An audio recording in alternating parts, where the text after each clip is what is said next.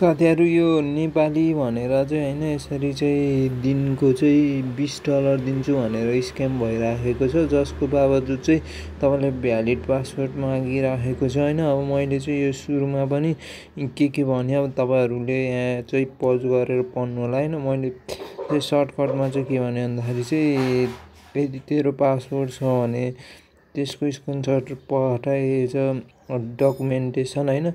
अनि चाहिँ so that अरु डबल मान्छेले यही प्लेटफर्ममा चाहिँ काम नगरुन् भनेर हो हामीले चाहिँ यस्तो गरेको। तैले चाहिँ मात्र सब्स्क्राइब गर्नुपर्छ, लाइक गर्नुपर्छ, कमेन्ट गर्नुपर्छ हैन। जसको कारण चाहिँ हाम्रो चाहिँ वेबसाइटको रेटिङ चाहिँ राम्रो आउँछ। त्यही हो तेरो काम।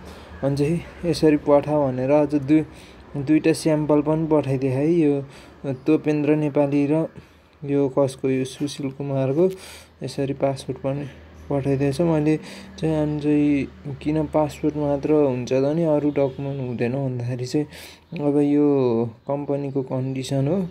अब हामी चाहिँ त्यही गर्छौं भन्छ। अनि फेरि म त्यही एड थिच्न पुग्छु अनि फेरि त्यस्तै आउँछ। अहिले र पछिल्लो मेसेजमा के फरक छ भन्दाखेरि चाहिँ यहाँ चाहिँ सुरुमा चाहिँ यही भ्यान्टेक्सै छ हैन। यो भ्यान्टेक्सको मैले चाहिँ गरेको पनि छु है। Our Vantex dream is available. यो मुर्दारहरुको के हुन्छ त भन्दाखेरि चाहिँ समथिङ रिफर गर के गर भन्ने हुन्छ कि क्या हैन। त्यो पनि काम छैन है त्यहाँ पनि। अब यसले देला हैन। यसले तपाईको पासवर्ड चाहिँ 100% मिसयुज गर्नलाई यसले चाहिँ तपाईलाई ₹1 दिन्न। भ्यान्टेक्स टिमै भनेछ। भ्यान्टेक्सको वेबसाइटमा चाहिँ के हुन्छ त भन्दाखेरि चाहिँ यति नम्बरले यति प्राप्त गर्यो, यति नम्बरले यति प्राप्त गर्यो भन्छ। अब आफूले विथड्रल गर्दाखेरि चाहिँ यति पुगेन भन्छ। अनि चाहिँ समथिङ जम्मा गरेर निकाल्न पनि सकिन्छ लागिरहेको के भन्छ कि हैन। सो चाहिँ तपाईहरु चाहिँ अब मैले चाहिँ मसँग मेरो दाइ अथवा भाइको चाहिँ पासवर्ड छ।